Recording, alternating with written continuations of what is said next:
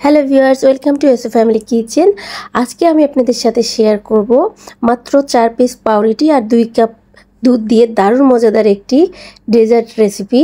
এবং এই রেসিপিটি আপনারা বাসায় মেহমান আসলে মিষ্টি না থাকলে মিষ্টির পরিবর্তে পরিবেশন করতে পারেন। আর এই জন্য আমি এখানে নিয়ে নিচ্ছি পাউরুটি। আমি প্রথমে পাউরুটির চারিপাশে যে ব্রাউন কালারের ইটা থাকে এটাকে আমি ছাড়িয়ে নিচ্ছি। আমি চারিপাশ থেকে ব্রাউন কালারের বর্ডারটা কেটে নিচ্ছি। এই সেম শেপে আমি বাকি পাউরুটিটাও কেটে নিব। আমার পাউরুটিগুলো কাটা হয়ে গেছে। এরপরে আমি এখানে 2 কাপ দুধ গরম করে রেখেছিলাম, আগে থেকেই ভালোভাবে জাল দিয়ে রেখেছিলাম। এরপরে এটাতে 3-4 টুকরা এলাচি দিয়ে দিচ্ছি। এলাচি দেওয়ার জন্য এটাতে সুন্দর একটা স্মেল আসবে, এই জন্য আমি দিয়েছি। এবারে চুলায় জালটা ধরিয়ে দুধটাকে ভালোভাবে ফুটিয়ে নিচ্ছি। দুধটা আমি আগে থেকে জাল করে রেখেছিলাম, এখন আমি আরেকটু জাল করে নিচ্ছি। দুধ জাল দেওয়ার পরে কিছুটা ঘন হয়ে এলে এরপরে আমি কিছুটা দুধ তুলে নিচ্ছি। এই দুধটা আমি পরে ব্যবহার করব। আর এখন যে বাকি দুধটা আছে এটা দিয়ে আমি একটা ক্রিম তৈরি করে নিব।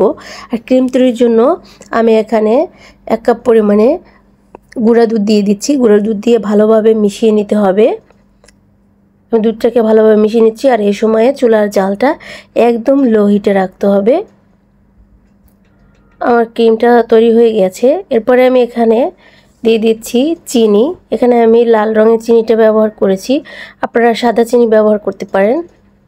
যদি চান তাহলে গুঁড়ো ব্যবহার করতে পারেন। আর এই সময় ক্রিমটাকে ভালোভাবে নাড়তে হবে যাতে করে নিচে লেগে না যায়। লেগে গেলে পুরো একটা গন্ধ আসবে আর ভালো লাগবে না। আমার ক্রিমটা প্রায় তৈরি হয়ে গেছে।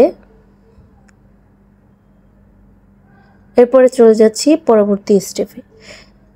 এরপরে আমার এই মালাইটা সেট করে নেওয়ার পালা। এজন্য আমি এখানে এরকম একটি বাটি নিয়েছি। আর বাটিটাতে আমি কিছুটা ক্রিম দিয়ে ভালোভাবে ফিক্স করে নিচ্ছি। চারিপাশে ভালোভাবে মাখিয়ে দিচ্ছি।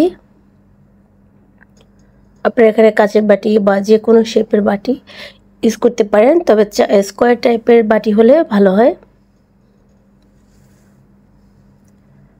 সেট করা হয়ে গেছে। এ পর্যায়ে আমি রুটি দিয়ে সেট করে নেব।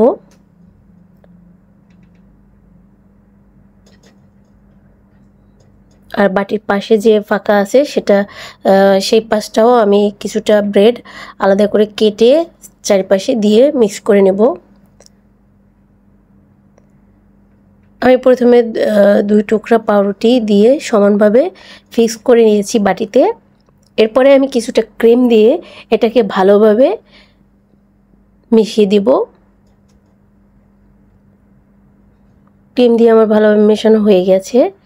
এ পর্যায়ে আমি বাকি যে 2 পিস ব্রেড আছে এই ব্রেড দুটো দিয়ে দিব।